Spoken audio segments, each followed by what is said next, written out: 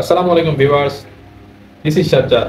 সাজ্জাদ ভাই visa info YouTube চ্যানেলের পক্ষ থেকে আপনাদের সকলকে স্বাগত। আশা করি সবাই অনেক ভালো আছেন। আমাদের আজকের এই ভিডিওটিতে আমরা আপনাদের সাথে শেয়ার করব জার্মানিতে যাওয়ার 9টি উপায় সম্পর্কে।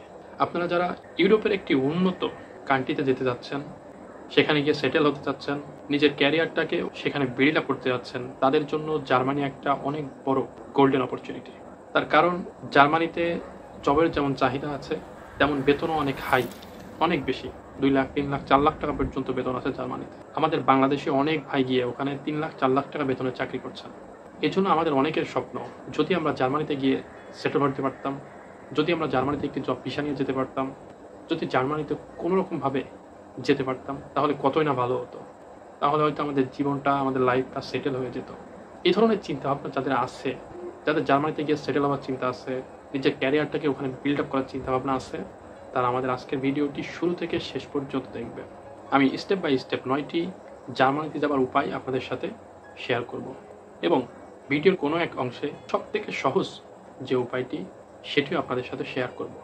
তো চলুন আর কথা না বাড়িয়ে আমাদের আজকের ভিডিওটি শুরু করা যায়। জার্মানিতে যাবার 1 নম্বর উপায়, আপনি যদি ইউরোপের কোনো সেনজেনভুক্ত দেশে বর্তমানে থেকে থাকেন এবং সে দেশে যদি আপনার পিআর থাকে, অর্থাৎ পার্মানেন্ট রেসিডেন্সি থাকে, তাহলে আপনি জার্মানিতে মুভ করতে পারেন এবং জার্মানিতে গিয়ে জব নিয়ে সেখানে সেটেল হতে পারেন। যদি আপনার সঙ্গে ফ্যামিলিও থাকে, আপনি সে ফ্যামিলিকেও সঙ্গে নিয়ে যাইতে পারবেন।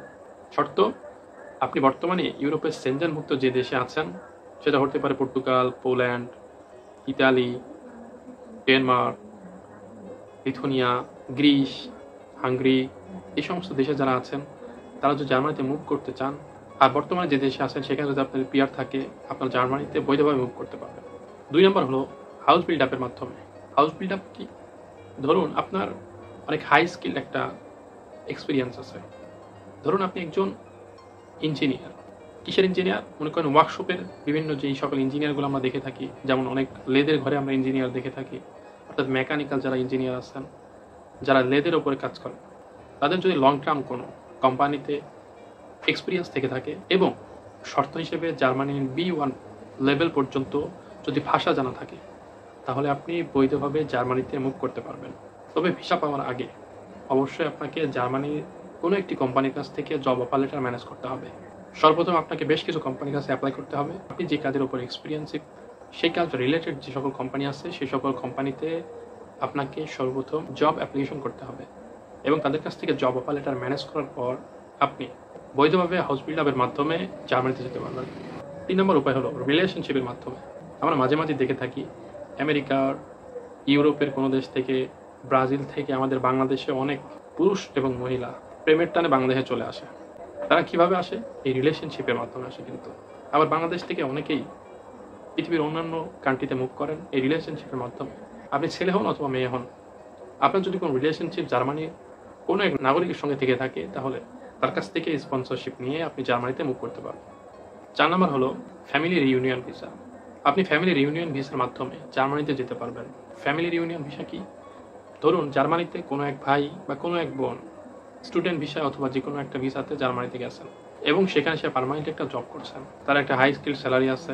এখন তিনি যদি চান যে তার স্পাউস এবং তার সন্তানদেরকে সে নিয়ে যাবেন, তাহলে সেটা ফ্যামিলি রিইউনিয়ন ভিসার মাধ্যমে সম্ভব এবং এভাবে জার্মানিতে মুভ করা যেতে পারে।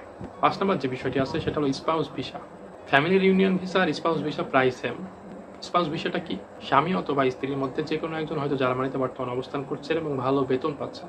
এখন স্পাউসের জার্মানিতে যিনি আছেন, তিনি যদি মনে করেন তার হাজব্যান্ড অথবা ওয়াইফকে সে জার্মানিতে নিয়ে আসবেন, সে কিন্তু স্পাউস ভিসাতে নিয়ে আসতে পারেন। তবে এক্ষেত্রে ব্যাংকের স্টেটমেন্ট এবং অন্যান্য যে ডকুমেন্টসগুলো লাগে সেগুলো অবশ্যই গভর্নমেন্টের কাছে দেখাতে হবে, তারপরে আপনি ভিসা পাবেন। 6 নম্বরে যেটি আছে সেটা হলো বিজনেস ভিসা। আপনাকে মোটামুটি 1 কোটির উপরে জার্মানিতে ইনভেস্ট করতে হবে। যদি এটা করতে পারেন, তাহলে বিজনেস ভিসা নিয়ে আপনি জার্মানিতে যেতে পারেন। সেখানে গিয়ে জার্মানির পরিবেশের সঙ্গে যে বিজনেসটি খাপ খায়, জার্মানিতে যে বিজনেসটা করলে লস খাওয়ার কোনো সম্ভাবনা নেই এবং বাংলাদেশে আপনার একটি মোটামুটি বিজনেস রয়েছে, বাংলাদেশের বিজনেসের ডকুমেন্টসগুলো দিয়ে এবং আপনি মোটামুটি 1 কোটি টাকার উপরে জার্মানিতে ইনভেস্ট করতে ইচ্ছুক বা করবেন, এরকম কিছু প্রমাণপত্র যদি আপনি জার্মানি গভর্নমেন্টকে দেখাতে পারেন এবং তাদের কনভিন্স করতে পারেন, তাহলে বিজনেস ভিসা নিয়ে আপনি জার্মানিতে নিজে এবং ফ্যামিলি সহ যেতে পারবেন। 7 নম্বরে যে বিষয়টা হলো রিফিউজি ভিসা, অর্থাৎ প্রোটেকশন ভিসা যাকে বলা হয়। পৃথিবীর অনেক কান্ট্রি থেকে পৃথিবীর অনেক মানুষ নিজ কান্ট্রিতে বিভিন্ন সমস্যা থাকার কারণে অন্য একটি কান্ট্রিতে গিয়ে রিফিউজ বা প্রোটেকশন ভিসা নিয়ে থেকে থাকেন। আমাদের বাংলাদেশের অনেক মানুষ পৃথিবীর বিভিন্ন দেশে, উন্নত দেশে রিফিউজি হিসাবে বা প্রোটেকশন ভিসা নিয়ে আসেন। সেটা রাজনৈতিক কোনো সমস্যা হোক, বিভিন্ন কারণে হতে পারে। যদি এরকম কোনো সমস্যা থাকে, জার্মানিতে যাওয়ার পর আপনি জার্মানি গভর্নমেন্টের কাছে প্রোটেকশন বা রিফিউজি ভিসা আবেদন করে অথেন্টিক কিছু ডকুমেন্টস, যে সকল ডকুমেন্টসগুলো তাদের এখন জমা দিতে হয়, সেই ডকুমেন্টসগুলো জমা দিতে পারেন। তাহলে তারা যদি আপনাকে প্রোটেকশন ভিসা বা রিফিউজি ভিসা দেন, তাহলে আপনি জার্মানিতে বৈধভাবে থাকতে পারবেন, সেখানে কাজ করার অনুমতি পাবেন এবং আপনি চাইলে পরবর্তীতে আপনার ফ্যামিলিকেও সেখানে নিয়ে যেতে পারবেন।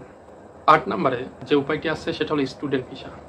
স্টুডেন্ট ভিসা হলো সবথেকে সহজ একটি উপায়। আমি ভিডিও শুরুতেই বলেছিলাম সবথেকে সহজ একটি উপায় আপনাদের সাথে শেয়ার করব, সেটা হলো স্টুডেন্ট ভিসা। জার্মানিতে স্টুডেন্ট ভিসাটা পাওয়া অনেক সহজ।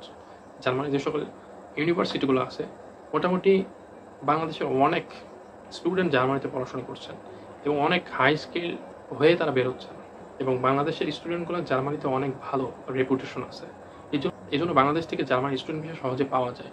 এবং আপনার যদি ব্যাংকের স্টেটমেন্ট, আপনার ব্যাকআপ, আপনার মোটামুটি রেজাল্ট, আইএলটিএস এগুলো ঠিকঠাক থাকে, তাহলে অবশ্যই আপনি জার্মানিতে স্টুডেন্ট ভিসা নিয়ে খুব সহজে মুভ করতে পারবেন এবং সেখানে পার্ট টাইম জব করতে পারবেন। পড়াশোনা শেষে সেখানে পার্মানেন্টভাবে সেটেল হতে পারবেন।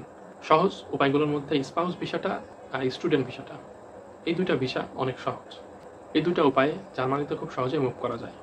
আর 9 নম্বর যে উপায়টি, সেটা আসলে আমি কাউকে রিকমেন্ড করি না, তবে অনেক বাংলাদেশি ভাই এবং বিশ্বের অনেক দেশের মানুষ এটা করে থাকেন। সেটা হলো অবৈধভাবে জার্মানিতে একটা প্রবেশ করা।